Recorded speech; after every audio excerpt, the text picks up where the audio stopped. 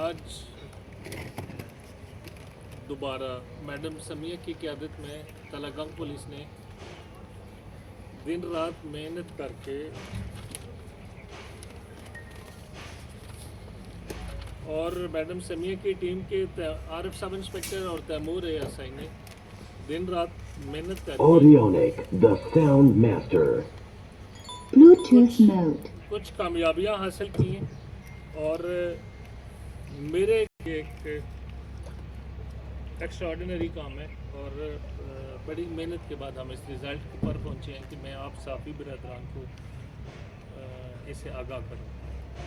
Press conference का आगाज़ करने से बाकायदा करने से पहले मैं तमाम अपने साफ़ी दोस्तों को खुशामदीद कहता हूं कि वो हमारे बड़े शॉर्ट नोटिस पर तशरीफ़ लेके आए और मुझे इस बात की बड़ी खुशी हो रही है कि आज मैं अपनी टीम की मेहनत और कोशिश को आपके सामने पूरी भरपूर तरीके से पेश करने की कोशिश करूँगा।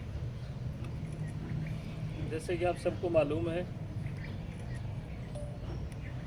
मैम समिया बतूल ज़िला चकवाल में वाहिद खातून पुलिस ऑफिसर हैं, SHO हैं और इसने साबित किया है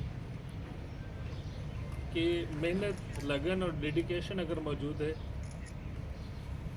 तो उसमें जेंडर मैटर नहीं करता और मेरी बहुत सारी नेक तमन्नाएं इसके साथ। मैडम समिया की टीम ने कोशिश करके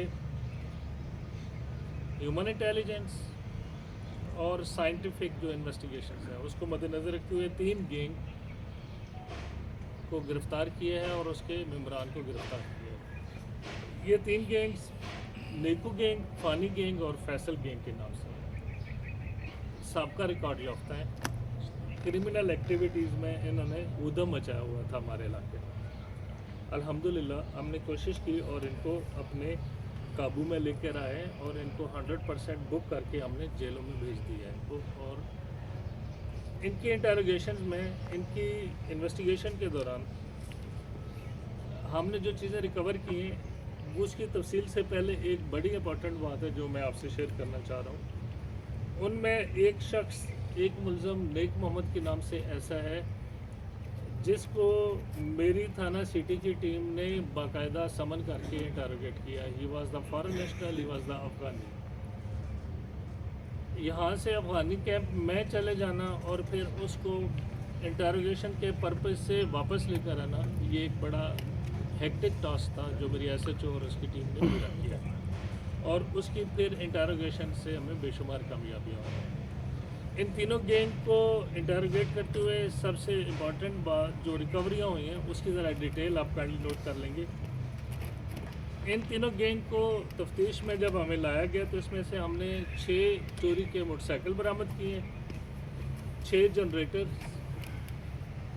और एक और बैटरीज इसके अलावा हैं जो हमने रिकवर किए हैं, जो हस्बे ज़ाब्ता जो ड्यू प्रोसेस ऑफ लॉ है उसके बाद हम मालिकान को हवाले कर देंगे। फिर एक चोरी का केस था, that is a very difficult और हमें टास्क दिया गया था। उसमें हमारे पास कुछ फॉरेंसिक एविडेंस भी थी और कुछ ह्यूमन इंटेलिजेंस भी थी, तमाम को यकजा किया और उसके बाद हमें उसमें कामयाबी हुई। उसमें दो मुलज़म शायद रह गए हैं उसमें, बाकी मुलज़म को हमने अरेस्ट किया है, इंटरोगेट किया है और उनसे हमने 23 लाख रुपए की रिकवरी की है, जो ड्यू प्रोसेस के बाद जो इनके हकदार हैं, जो मालिकान हैं, हम उनके अभी आज आपके सामने हवाले करेंगे। इसकी जो तफसील है वो एक पेपर की शेप में SHO साहिबा आपको प्रोवाइड कर देंगी ताकि आपके जो मीडिया कवरेज के जो इंग्रेडिएंट्स हैं वो पूरे हो सकें। प्रेस कॉन्फ्रेंस में जो आज के हमारा गेट टुगेदर है इसका मैं फ़ायदा उठाते हुए एक और भी बात मैं आपसे करना चाह रहा हूँ कि आने वाले दिन तलागंग के लिए और ज़िला चकवाल के लिए बहुत क्रूशल है, ईद के हवाले से भी और मुहर्रम के हवाले से भी। और फिर तलागंग में वैरायटी ऑफ जो मज़हब के हिसाब से, उनके हिसाब से लोग मौजूद हैं, उनमें एक हम आंगी की भी ज़रूरत है। अब अपकमिंग इवेंट में जो सबसे नज़दीक तरीन है वो that is the Eid ul Azha. Eid ul Azha में बकरा मंडीज़ लगनी है, सेल पॉइंट लगनी है, वो सारी चीज़ें इंतज़ामिया तय कर रही है।